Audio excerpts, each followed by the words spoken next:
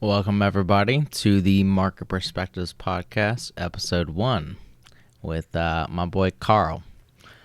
So, I am a veteran trader. I've been, not really veteran. I've been trading for about 3 years, so can't really call myself a veteran after 3 years. But we have an actual veteran, like Army-wise, with Carl.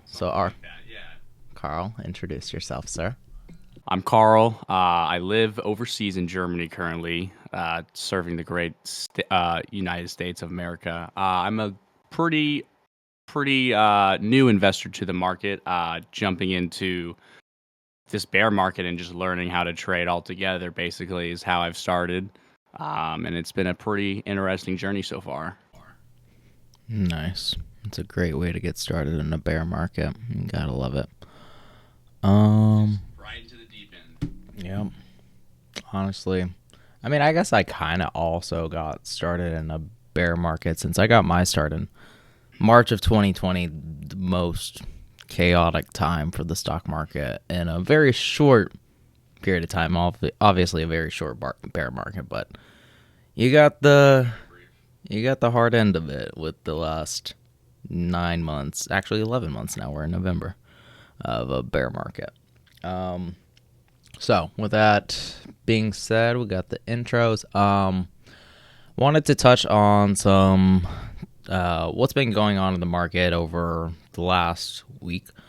So kind of the first big kind of hitter that shifted the market in a really big way was fears of World War III possibly starting because of Ukraine shooting off a missile to Poland by accident, a misfire in defense to Russia. So, I mean, I'm thinking that the more that things continue to progress, the more likely it seems to me that war is becoming. So, a couple of good investments for war that we saw do really well this week is the bond market. If you look at TLT, this is a 20-year Treasury bond ETF, so it's comprised of different 20-year Treasury bonds. And this week it went from a price of $93 at the low to $100. And this isn't the kind of volatility that you're supposed to see in the bond market. And then obviously, whenever prices of bonds are going up, yields are going to come down. So the 10-year Treasury rate ended up going from 4.3 at the beginning of this month. Before the start of this week, it was at 4.1, and now it's at 3.8. So that's kind of what's shaking up the market. Another good investment is Gold GLD.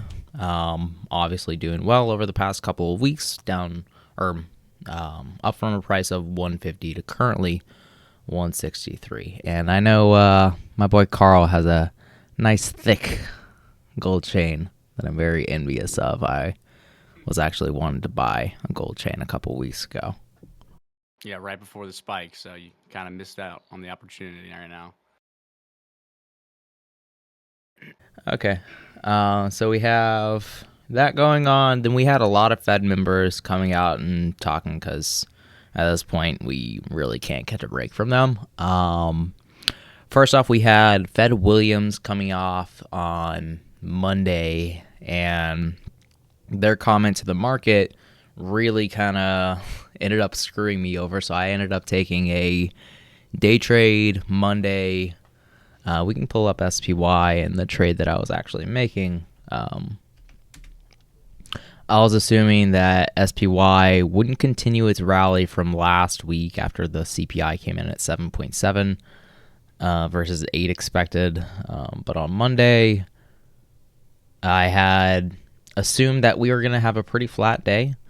And then as soon as Fed Williams came out with that comment at 1 o'clock, it ripped me a new one. So I had a 399 400 call credit spread, and Ended up panicking out. If I had held it, I would have been fine. But yeah, not exactly my best decision. That's why you always have to kind of be adaptable to this market. That's something that I kind of learned from that, was being able to adapt to news. So as soon as I saw that, my thinking was that it was completely reckless for the Fed to even start saying that. Basically what Williams said was the risk of tightening is increasing. So it was sort of dovish talk, which means that the Fed could be letting up if something goes cataclysmically wrong. But I think actually something does need to go, unfortunately, severely wrong in order to actually get rid of inflation. That's how the progression from inflation to non-inflation, you have to go from inflation to stagflation, and then you go to a recession. So it's a 3-step process to get rid of inflation. You have to destroy demand, and something going wrong is a sign of demand finally being destroyed. So, yeah, that was Fed Williams talk. You have any comments on that, Carl? Yeah, so actually backtracking to the war stuff. So personally, I know that the U.S. is physically assisting Ukraine from a distance, right? Because the moment we're in there, that, NATO gets involved, and, World War III is going to pop off, so we have to be ready for that. That's a real possibility. But how soon is that? How likely is that? That's anyone's guess. That's up to the federal government, our commander in chief, Joe Biden, to slam down the order to go to war, right? So I do think that if we do see something like that, the markets would totally take a run in the right direction, because statistically over time, war economies produce some really good numbers. So with the economy just totally shifting from consumer goods to fully producing for military equipment, whatever that might be, just the total re-infrastructure, and then the American goods being produced, just the increasing amount of that helps out with American businesses. So if that does happen, which is a very bad thing, right? No one wants to see World War III, but the rich want to get richer. So who knows what's going to happen with that? So that's my opinion with that is my opinion with what's currently going on. So, and I really hope we don't have to ever be the world bigger brother and have to smack down whatever enemy there is to fight for a better future. So. All in the sake of capitalism. Mm-hmm. Absolutely. Yeah. So, yeah, like I said, I think the odds of war are continuously increasing during this time, and you're exactly right. Basically, the United States is an arms dealer. There's no way around saying that. But basically, the U.S. is an arms dealer. So we supply other countries with arms, which obviously means that we're going to collect more money, and that means that we're probably going to get more government spending as well. And whenever you get more government spending, then the economy does really well. Like we saw over the last 2 years, instead of war, we had a pandemic and trillions of dollars that were just printed into thin air, basically given out to companies, and we only got like 2,500. But I'll it is what it is. It is what it is. And let's see.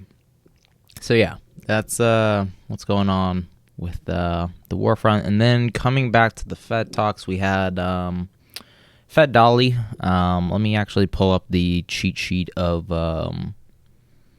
Doves and Hawks. So Fed Dolly is a dovish member, slightly dovish.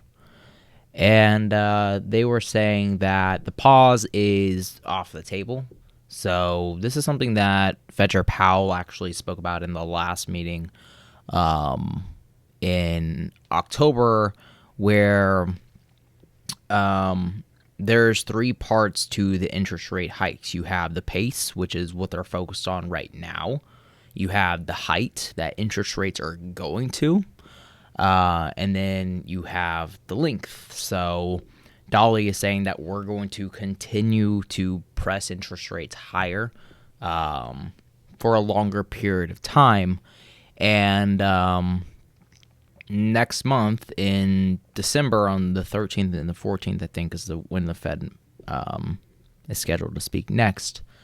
You're going to get the SEP, or the Summary of Economic Projections. So this is going to tell you where the Fed expects interest rates to be over the next year, and then over the long term, like 6 to 10 years. And something that I noticed in the last SEP, Summary of Economic Projections, was that they expect interest rates to be 2.3 to 3% for the next 6 years. And the last time that we saw that was back in 2018. They tried to keep interest rate hikes, or they tried to keep interest rates high. They ended up dropping them because of COVID, and we thought that was the end of the world. Obviously, we're still here. But yeah, we're going to get the SEP. That's probably going to shake out the markets next month. And we got a couple other Fed members. We had Fed Barr, which I think is one of the presidents of the Fed, saying that household balance sheets are strong. I know that Carl has some comments on this one, so I'll let you go. Yeah, I have a pretty interesting take. I mean, so personally, the data is out there. You can look at it yourself. The mortgage rates we talked about, they lowered them because they're trying to get more people to buy houses, because housing sales are down over, I think, the last 9 months you talked with me about, which is a very bad sign. If they're trying to say that the balance sheet is still firm, I just feel like that is him blowing smoke, and hopefully no one's going to notice because it's right in front of our eyes. And it's happening in China. Their whole real estate is just completely plummeted and in shambles right now. And with these interest rates, no one can afford a house anymore, the common person, right? So, I mean, these people are going to lose their houses too. I'm sure the foreclosing rates have actually gone up too as well, with all of these rates going. And you have these basically useless properties that no one can sell and get off their hands. And so the banks are just waiting and sitting around. So in order to entice people with the mortgage rates, because everyone's, it's called, I mean, I say it's scared buying. No one really wants to spend their money when there's not a great return for it. No one wants, because money to everyone's very precious. You don't want to just say, oh, I want to go buy a house with a 10% mortgage rate or whatever. No one's going to want to do that. So these corporations and government, they're trying to relax the whole thing behind it right now. Oh, it's not, don't be panicked, you can still buy a house, but really you can't. And I remember you showed me a Carvana thing with purchasing a car. I forget what the interest rate on that was, but it was totally crazy for a used vehicle. And I just lost my mind. Like, you can't even buy a used car in this market through a third-party seller right now with the interest rates. Yeah, interest rates are freaking insane. So that interest rate from Carvana, not exactly a great example of a place to buy a car from. I'll let Carl speak on that later. But the interest rate was 9.5%. So people out here are paying almost along the lines of credit card interest rates for a vehicle. I actually saw somebody that bought like a brand new BMW M3 with like a 25% APR. And keep in mind, this was a $130,000 vehicle. I think he put down maybe like 30. So he's paying $26,000 a year in interest payments, which is almost the price of a freaking Camry. Like, you can buy a Corolla with how much money he's paying in interest payments a year, which is freaking mind-blowing that people have still this kind of money to throw around. And then you have, Fed Bar coming out and saying that household balance sheets are super strong. We saw the housing market kind of reel back some more. So we had the ninth print of lower home sales, existing home sales in a row, from 4.7 million in September to 4.4 million in October. And this is down from 6.5 million in January. So this is almost a 50% drop in existing home sales. Obviously, like, if interest rates are this high and like prices haven't really reflected these interest rate hikes, then there's going to get, like, the buying demand is just going to dry up, especially if you're like up in the Northeast during the winter season. Like, we do a lot less sales, home sales up here during the winter time. But yeah, I think household balance sheets not exactly strong from Fed's comments. And another way that you can look at that is revolving. We can type in Fed or Fred, revolving credit.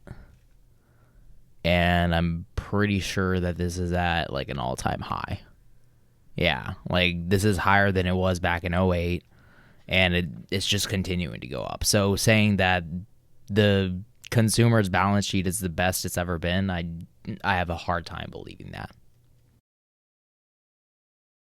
Yeah, there's not a lot of weight behind those words with the data shown, so I can't just take one Fed member's opinion on the whole market of the housing and just run with it. Yeah. One Fed member that I actually do kind of agree with was Fed Bullard. So Fed Bullard is, I think, the second most hawkish. Let me pull up the Fed cheat sheet again. Fed, Doves, and Hawks. And Fed Bullard is, again, the second most hawkish member of the Fed coming out of St. Louis. Next year, they're actually not going to be able to vote, so that kind of sucks. But Fed Bullard was saying that he expects interest rates to be anywhere from 5% at the bottom end of the range to 7% at the high end of the range for him. And that's pretty crazy to think about. Like, we haven't had 7% interest rates and probably since like the 1990s. Let me see. Fred interest. Gotta love good old traffic. We haven't seen 7% interest rates even since 2008. The last time we were close to 7 was back in 2000 at 6.5%. And before that was 1990, before I was even freaking born. So, pretty wild times for the bond market. And something to add with that, so JPOW, so you mentioned pace. I know that the probability of a 50 base point hike is higher than what it should be, in my opinion, because JPOW is not letting off the gas anytime soon with the market. You know, they got to keep hammering these rates until they see what they want to see, and they have total control over this. This isn't, no congressman can go whisper in their ear and tell them what to do, because at the end of the day, it's their decisions, what's best for the market, and so they're going to keep doing what they think is best. And Jay Powell has stated many times before that he's going to keep the gas on the pedal, or keep his foot on the pedal, because they need to keep these rates going up to keep fighting inflation. And that's really the only way they're able to do that right now. And so for a 50 BPS to be higher than the 75, even though we've only been seeing 75s consistently every time with these Fed meetings, is just kind of a hoax number to me. I do think that we're still going to see a 75 because it's about the pace and it's about the consistency of those rate hikes as well. Right. Yeah. So this is the CME Fed Watch tool, basically the Fed futures, and the Fed has followed this basically every single month for the last 60 years. So it would be very shocking if they went against it. I'm currently busy. So it'd be very shocking if they did go against it. But I do think that there is probably about a 1 to maybe about a 2% chance of this going down, where the Fed actually does go against the futures for the first time again in 60 years. And this would be absolute chaos for the market. This is kind of something that I've been hypothesizing for like the last 2-3 weeks at this point, with the 50 basis point being higher at 76% right now versus only 24% expected for 75 basis point. But like Jay Powell said, we're not really seeing tightening of the financial conditions yet. Some parts of the economy are slowing down, but for the most part, there's still a lot of money going around. And you can look at that just looking at freaking SPY going over the last month.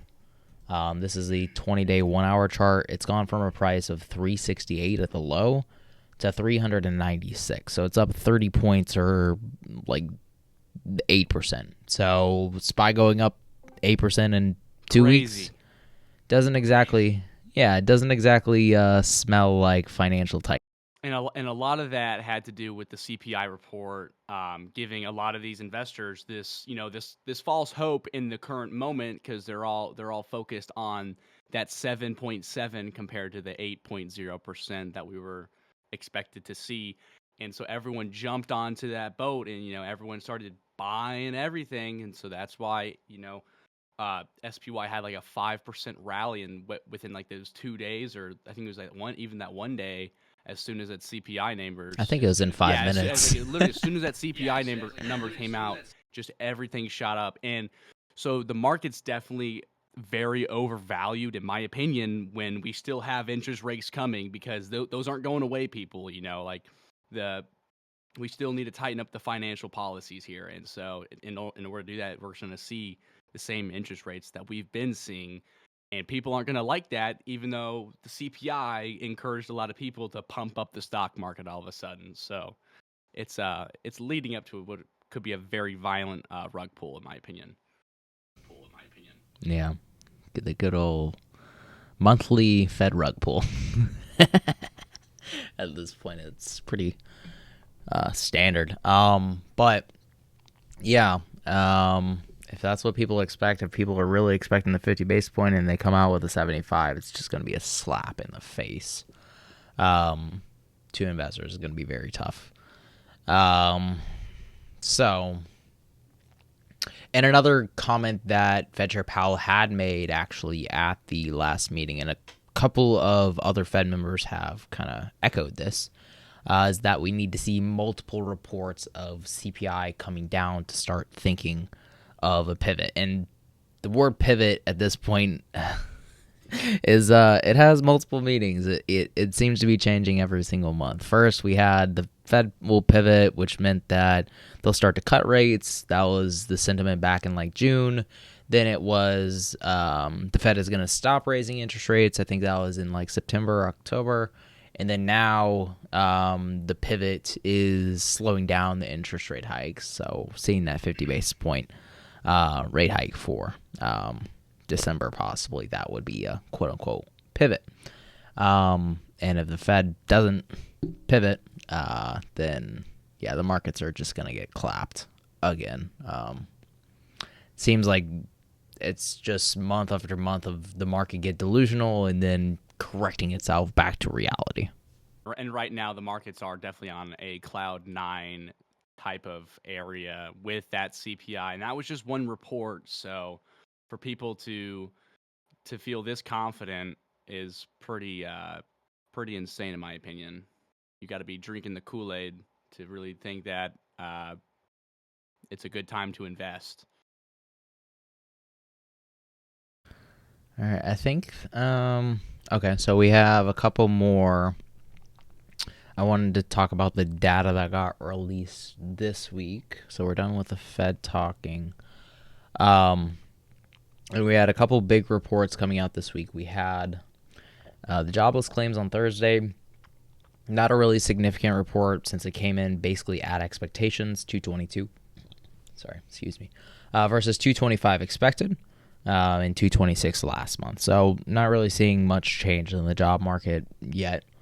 And then you did see a pretty sizable increase in retail sales, up 1.3% for the month of October, versus 1% expected. I thought that was actually 0.4%. Oh, sorry, core retail sales is what I was looking at.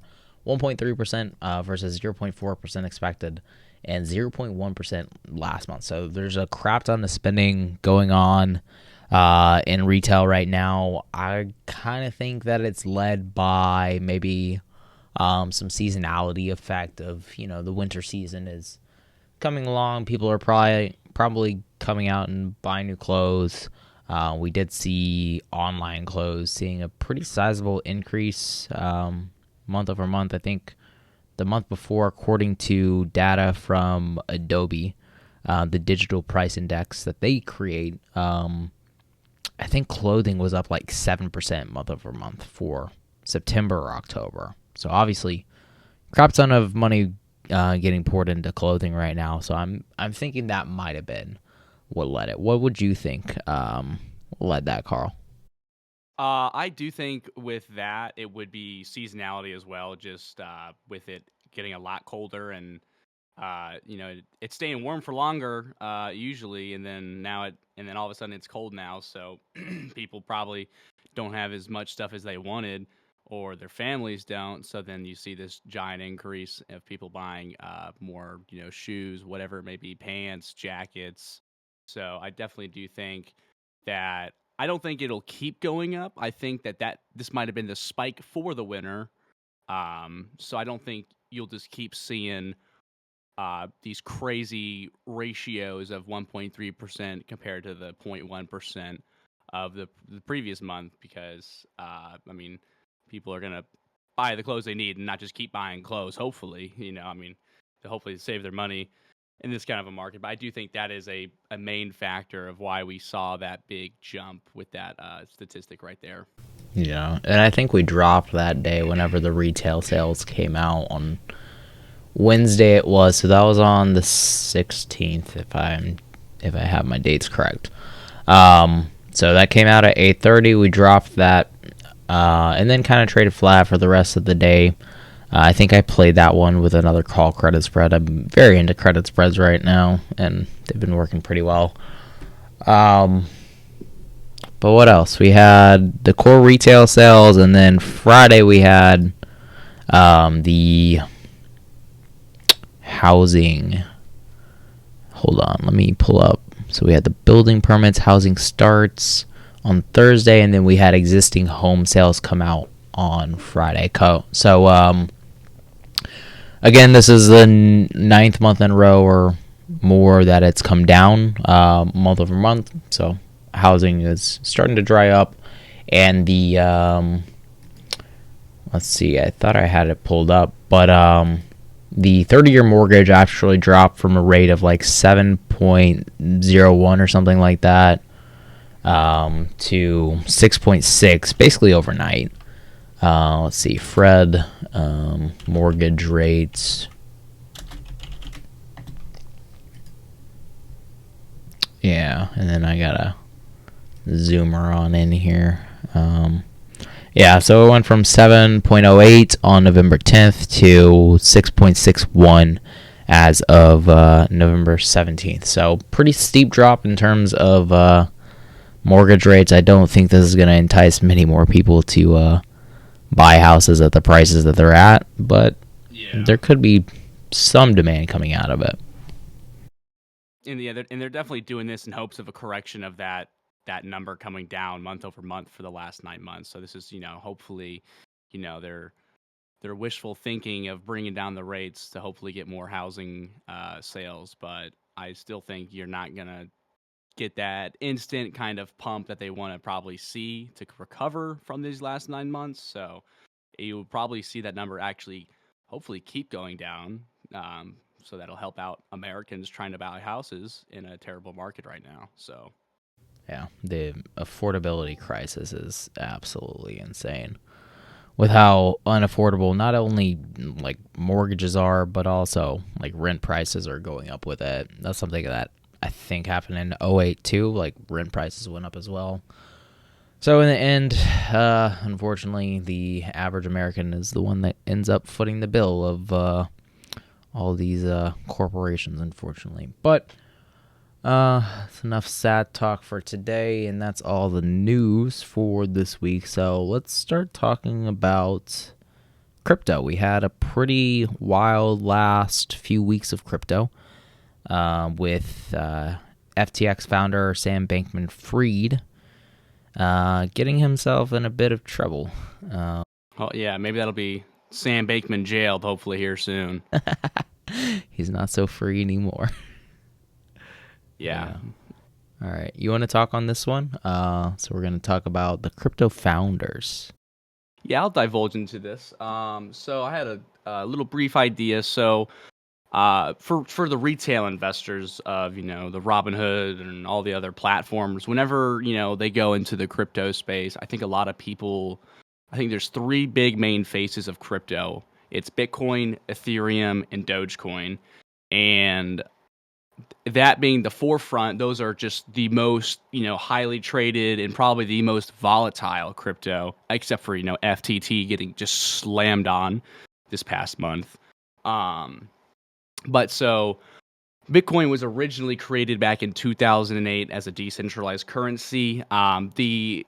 The founder actually is still like an unknown alias because they wanted to stay anonymous just for reasons with the government, and then also just with harassment and stuff like that. So their alias, if I can pull it up here, I got the page. Where is it? Yeah, Satoshi Nakamoto. So it was first posted on the 31st of October in 2008 by Satoshi Nakamoto. But so it was first used after it was released as an open source software, and the first time it was created, only 50 bitcoins were created. So it was a very very small crypto space at the time because crypto, had no traction, and technology was just very behind back then compared to now with what you can do with it. You can just, you can access it just right through your phone, right at the tap of your finger. So I do think it's a very hard thing for a lot of people to understand, and they just look at it. And a lot of people say, "Oh, buy this coin, because it's like a get rich quick scheme." In my opinion, kind of like a Ponzi scheme. I do think that with that, a lot of people have been turned away from crypto as it's seen its highs from 2020 and 2021, and now it's just kind of sitting at the bottom of the barrel with the excitement levels for it. Literally everything is down like year over year, and with Ethereum, the creation of Ethereum actually is pretty interesting by Vitalik. Buterin. So it had a pretty interesting creation because early on, it had a hacker actually go in and steal a lot of their funding money that they had raised for the crypto in the first place, and was basically, he said, I legally obtained this money from y'all. Y'all can't take it from me. But what ended up happening is Ethereum split into two different sources: Ethereum Classic, which was the original Ethereum, and then the Ethereum we see now on the screen, just regular ETH. So it is interesting. Yes, it is interesting to note that Ethereum had this kind of a split, and they're still somewhat linked, but I know that Vitalik is trying to take Ethereum into a new space, and he's calling it Serenity, trying to, I guess, maybe rebrand it altogether to kind of give it a new facelift. Kind of kind of maybe what Zuckerberg did with Meta, changing it from Facebook, but who knows? And then also with Dogecoin, that was created by, who was it?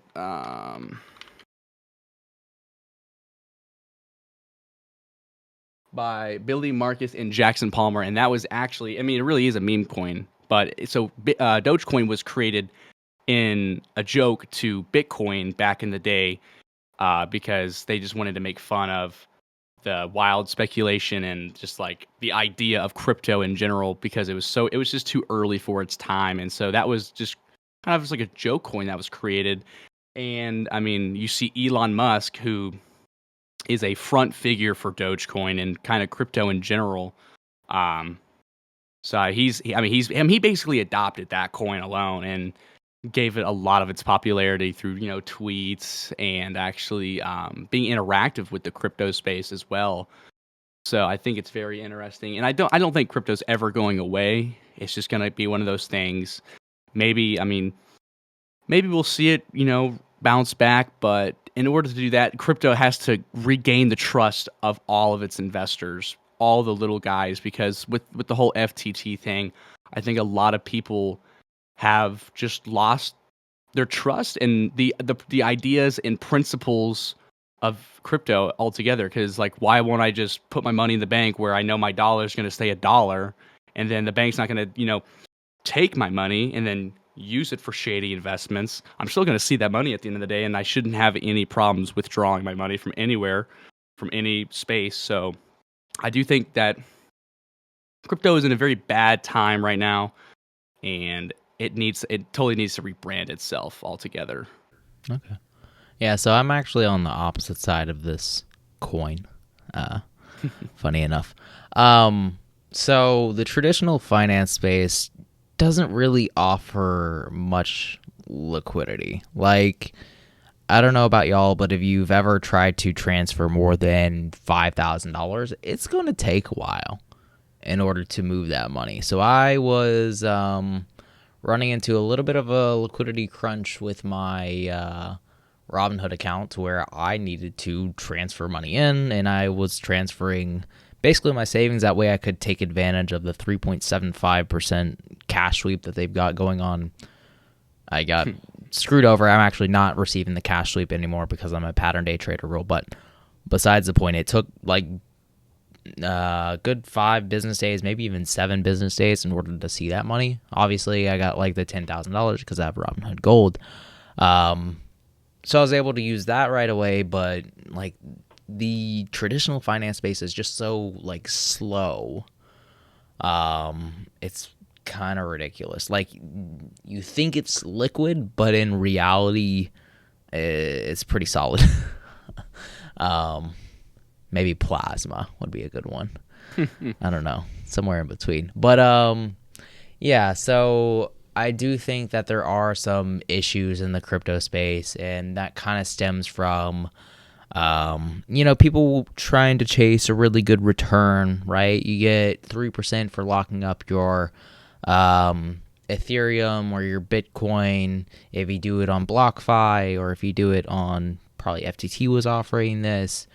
And that 3% interest carries a risk. Like, the higher your interest rate, the more risky that investment is going to be. DeFi is a really good example of this. Like, in DeFi, you can look at CakeBNB, and you'll get like 20% APR on these. But obviously, the risk here is that Cake Coin could go to freaking zero. I was going to pull up my stake in it. I only have like a $200 stake, so nothing major in it.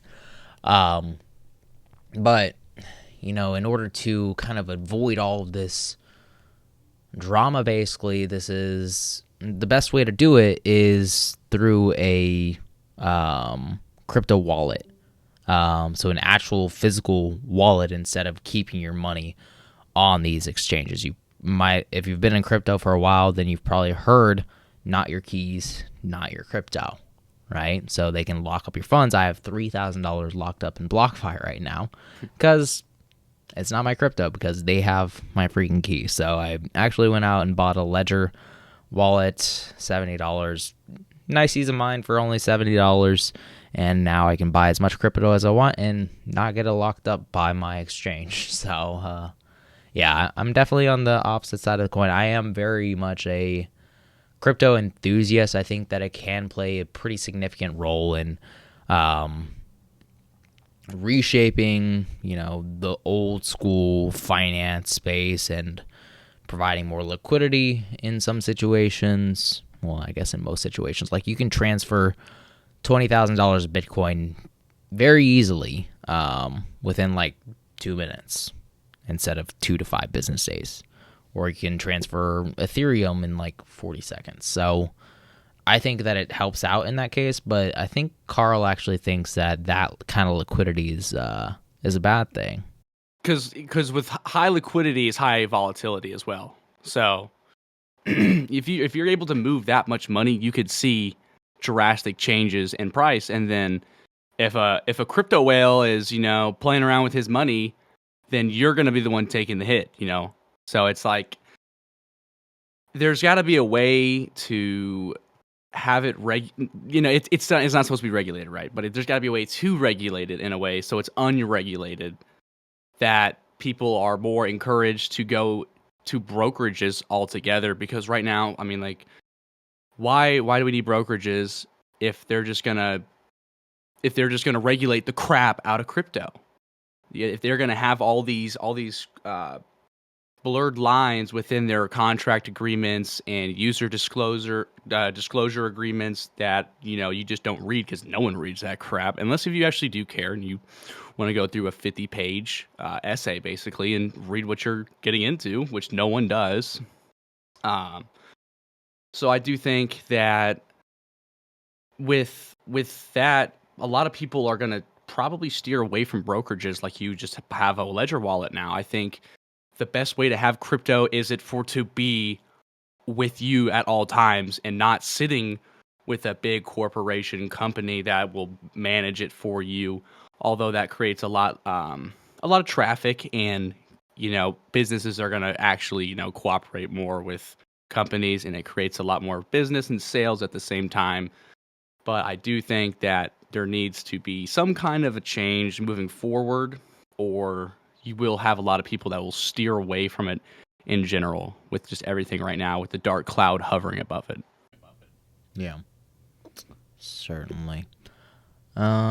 So, yeah, crypto kind of crazy right now.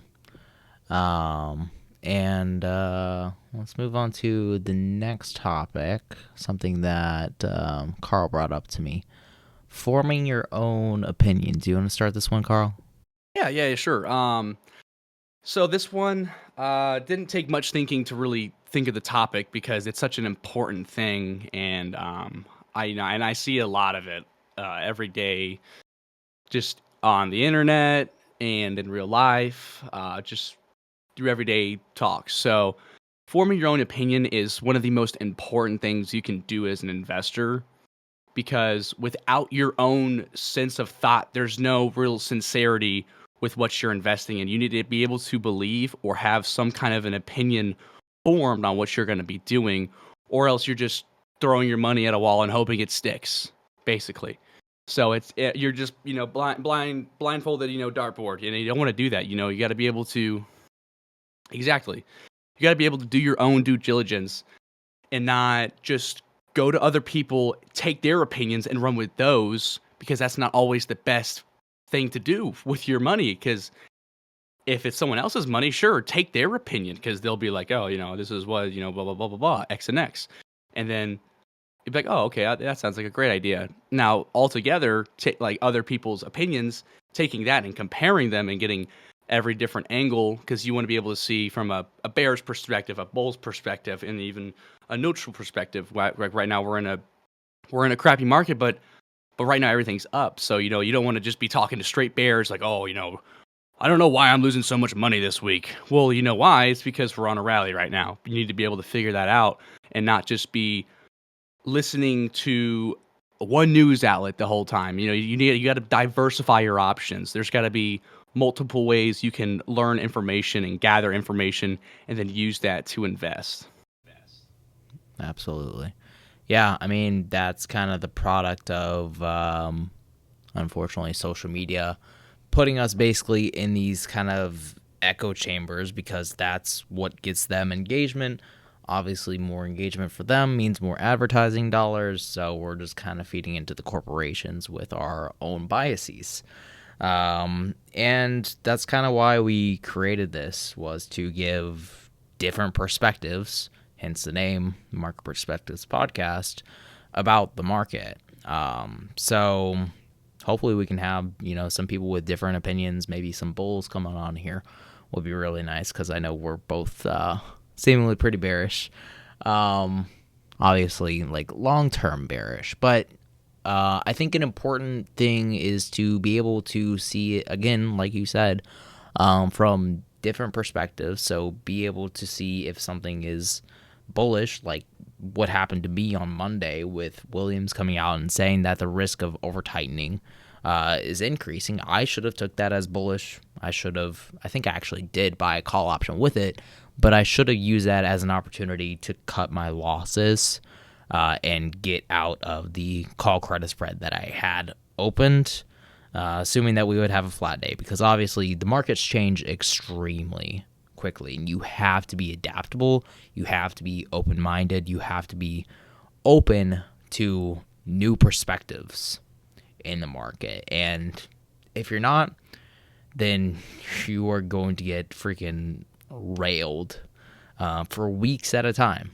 Like, if you're sticking with one thesis, I had this happen to me during, June through August was pretty much an entire freaking bull market for SPY. Let's see.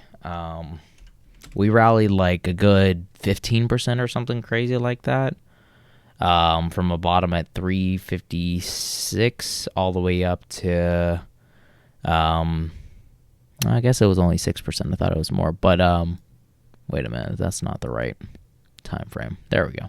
June 17th to August 16th, we went up 17%, and basically the entire time I was, listening to basically all the bears, one of my favorite YouTubers, Maverick of Wall Street, and I didn't really stray away from the bears, but, had I diversified my mind, I guess, and took in new perspectives, then, maybe I wouldn't have lost money for 3 months in a freaking row. So that's something that I've been trying to work on, is, opening my mind up to new perspectives. That's why we started this podcast, a little bit selfishly.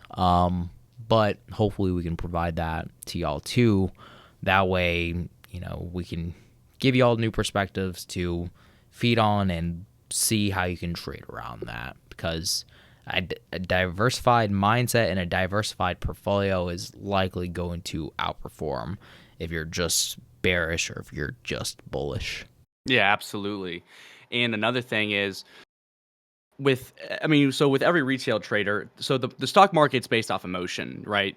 So we play it off news. That's all based off emotion, reactions. It's a reaction and then an effect, a cause and effect, right? So in the cause is the emotion, and the effect is the prices you get afterwards. So a lot of people don't understand that about the stock market. Is a lot of it is emotionally based trading for a lot of people, and since there's a really high number of retail investors, that can create very volatile swings because of different market perspectives. And so if you're stuck in this comfort zone of, oh, well, since we're in a bear market, I'm a total bear, I'm never touching the call option button because it looks gross and I don't believe in calls.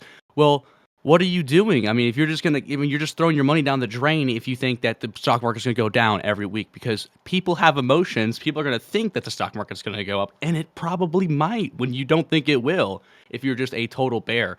And then vice versa as a bull. If you're thinking, when we were in, I think, September, we were going down a decent, in September, we were going down a really decent chunk.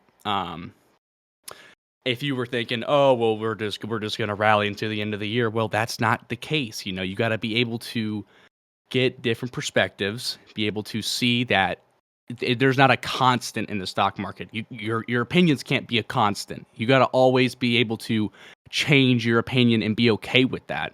And that's not like a bad thing. It's being able to adapt and survive, and then being able to thrive in the market, not just being able to survive, but then that's creating the thriving position that you can be in, being able to do that. Right, exactly. Yeah, emotion.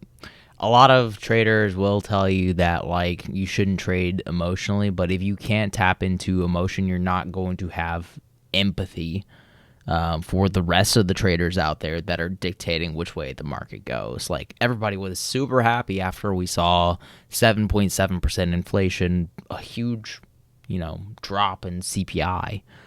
Everybody was super happy about that, and hence why we rallied like freaking 5.5% that day for SPY. As unreasonable as it sounds, like that's the first piece of like good news, decent news, I'll call it, that we've seen in a very long time. So you have to keep, that open mind. You have to be able to take in new perspectives, and obviously form your own opinions in order to be a successful trader. Mm-hmm. Something more on sentiment, I guess, since we're talking about emotions, is the upcoming Santa Claus rally.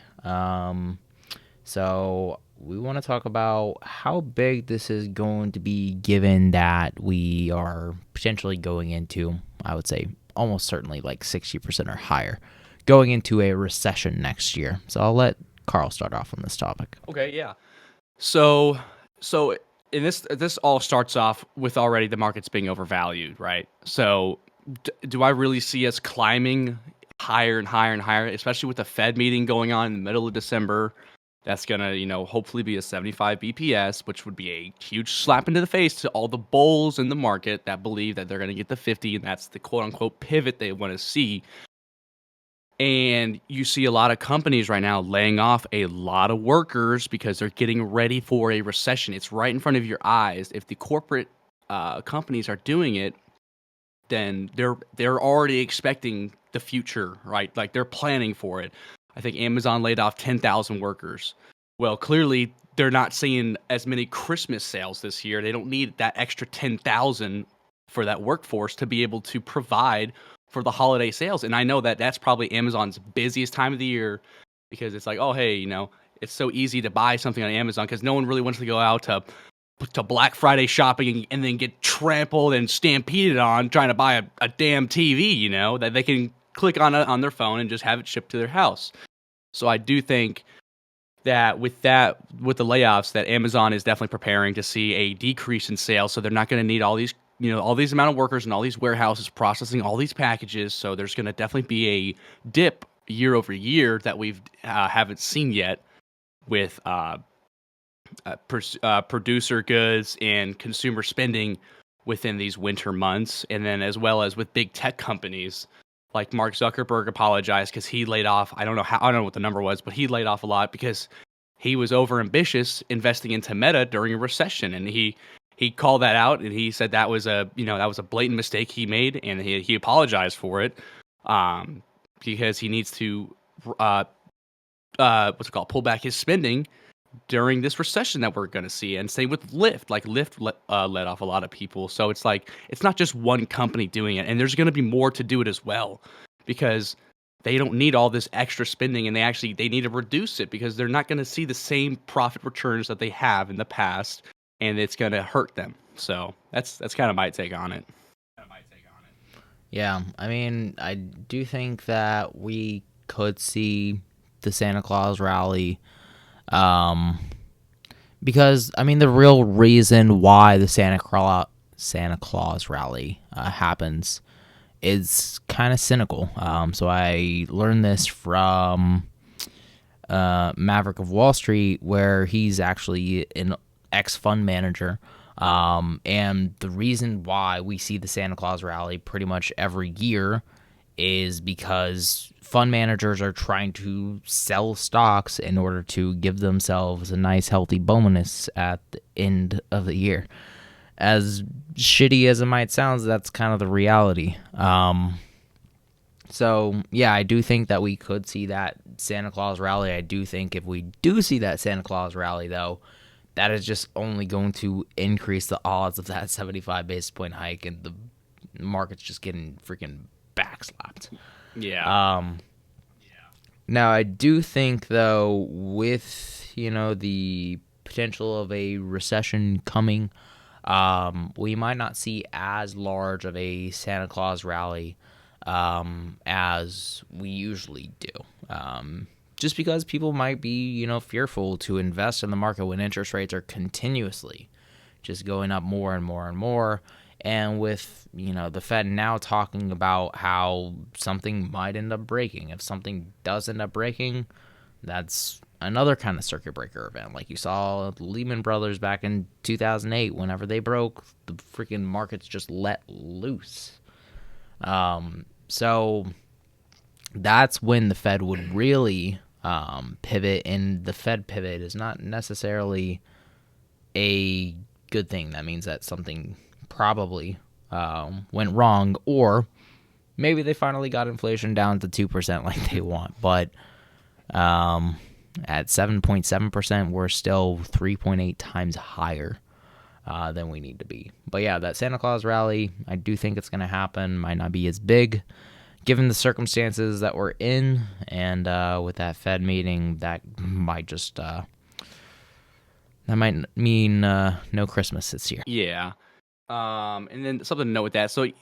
So in my opinion, yes, the Santa Claus rally is almost like it's a seasonality thing. It's almost inevitable. People are going to spend money no matter what during Christmas. So there will be spending, and it'll be higher than the months previous. So there will be a little bit of an increase. So it'll be more of a market overvalued, which is not good. That's not what the Fed wants, but it's just going to happen, right? So the Fed is most likely going to have to do that 75 base point hike still, and continue that going into the new year, into the new quarters, because without that, they're not going to be able to fight inflation properly. And then also the thing is, corporate greed is a main reason why you're also going to see it, because a lot of these, big wigs want to have their juicy bonuses. So they're going to try to sell these stocks and get the numbers they need in order to secure those bonuses at the end of the year, which is what a lot of them are going to do anyways, because they don't care about anyone else and they want to line their pockets with cash. I mean, that's kind of unfortunately human nature's, I mean, the new age of Darwinism is money. Like, if you don't have money, then you're going to end up on the streets, and unfortunately not going to live too long. But let's see. So I want to look back over the last, I guess, 14 years since 2006. So the last time that they were raising interest rates was back in 2018. So if we go back to that, SPY ended up falling from 280 at the open of December to 249.92. So pretty substantial drop, 30%, 30-point drop on a $280 stock. So that's a little bit more than 10%. So that could also be in the cards for us. Given that interest rates are expected to be along the same lines, given that the Fed is going to give another SEP, Summary of Economic Projections. But before that, back in 2017, SPY went from 265 to 267, so not a huge rally.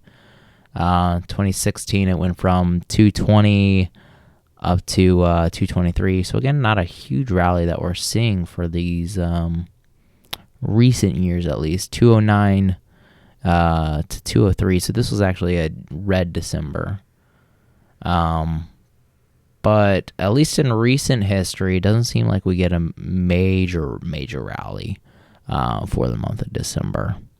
Maybe, let's see. I think 2020 was definitely a big one, 365 to 373, but that was an entirely different market where we had unlimited QE, quantitative easing. And then in December of 2021, another year of unlimited QE. We went from 461 to the final top at 460 $75. Well, I guess we topped in January and then started heading down. But yeah, I do think if we get a rally, it might not be very big. Looking just at recent history, and given the upcoming recession, and then with that SEP report, that could shake things up. So we'll see what December has to offer us. It'll definitely be an interesting month, to say the least. And speaking of interesting things going on in the market, we're seeing some increasing popularity in options trading. So anecdotally, I've had 3 people, I won't name names, come out to me asking for me to promote their options app. One was a options trading app. One was a nice spreadsheet, beautiful spreadsheet. I actually really want to talk to that person. And then a third person coming up and asking to buy my channel. Again, not going to name names here, but yeah, obviously I didn't sell the freaking channel. But yeah, there's a lot of interest going into the option space, and we can look at it numerically. I think there was $2 trillion worth of options expiring on Friday. Let me see. I was trying to find the data for this. Yeah. Yeah, 2-to-1 put ratio for that. Really? Jesus. Let's see. 2 trillion options expiring. Yeah, $2.1 trillion of notional value of options expiring, with put call ratio near levels unseen since 2001. So people are just piling into the puts right now like no other. And this is a report that came out of Goldman Sachs. I tried to find the report itself, but for some reason I couldn't get access to it. But it seems like each month we're just getting bigger and bigger options expirations. And something that I've focused on over the last, I guess, 11 months since the beginning of this bear market is the huge swings that we see between weeks 3 and weeks 4 for the stock market. And that average, I posted about this on Twitter a very long time ago, was about 7.4%, which is crazy. Like 7.4% in 2 weeks is massive. Like, you obviously don't see this volatility usually. But with these, number of options expiring, you're getting market makers that are trying to hedge their options positions. So this is what's known as gamma hedging. So if there's a lot of call options that are being bought that are out of the money, the market makers are going to start buying up the stock itself. So you kind of get this basically feedback loop, positive feedback loop in this case. Probably why we've been going up over the last, few weeks, from 348 to 396. This could be another gamma squeeze, and now it might give out, and we might see down 7%, like the usual, the average move at least. The lowest move, I think, was like 5%. So there's still a decent amount of volatility to be seen. And if the pivot, that's an if statement, if the pivot is off of the high down to the bottom, that would be from 402 on the smallest move. You multiply that by 0.95 and you get a 381, 382 price target. But it doesn't always, it kind of switches up. So this could be a head, or this could be a flip to the upside. So maybe we go based on, you could go based on this low right here. I think that was actually, that's not the right week. You would have to use this one. So we had a bottom at like 390. So if you get that 5% rally instead of a 5% drop, we might see 410. So I think the best way to play this would be either a long strangle, buying a call, buying a put. and then setting your strike prices by finding the break even and giving yourself a little bit of room between those price targets and your break even. That's the way that I've been kind of trading it, that and also using debit spreads. I'm a huge fan of spread options. As a level 3 trader, I know Carl over here is a measly level 2 trader. So I'll let you talk on that, Carl. So with some market sentiment and some market maker stuff, so bank JP Morgan was smoking the dope on Carvana back in the day when it was valued at like a high of $291, or actually no, higher than that, $360 in August of 2021. And so something they did leading up to their most recent earnings report, which I was playing as a bear because I hate Carvana with all my heart. I mean, I just looked into like just a couple Google searches just really churned me away from that company from like a bullish perspective. They were having lawsuits and just a lot of stuff going on, burning through cash. So on November 1st, JP Morgan took off their bear call on the stock in hopes to help maybe boost their earnings, because the day before on October 31st, I'm seeing it was at $13.53. And then you saw it at $15.28 when that news came out.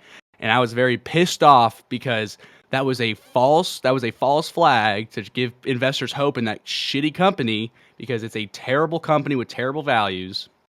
And so they had that little pump, and that kind of probably scared away some of the bears that were playing that earnings. And literally on November 3rd, they were at 1435, and then on Friday it hit 876, and then it hit even lower to 739. So the banks will try to sway the market's opinions based off of their own valuations, even though the charts are there. It's like, how are you going to take a bear call off a stock that's down almost like over 90% in the last year? Like, y'all clearly bought in at the wrong time, and y'all really want y'all's money back by publishing that article.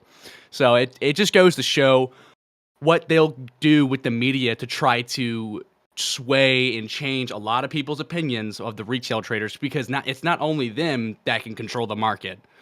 They have to be able to convince the public with these things as well if they're trying to play something a certain way.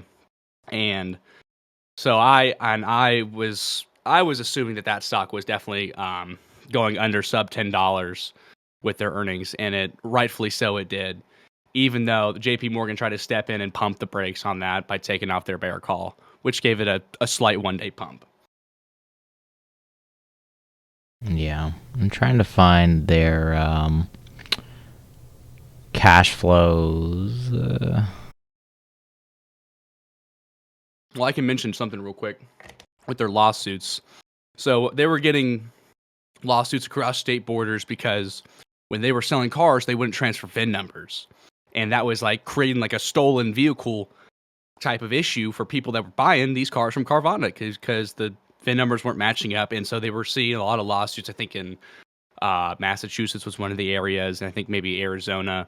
But just seeing that, I'm like, how are you going to try to operate as a company, and then you're not even giving people the VIN numbers they need for their cars? Like, that's essential, that's like your social security number for your car. You need that in order to not look like a thief.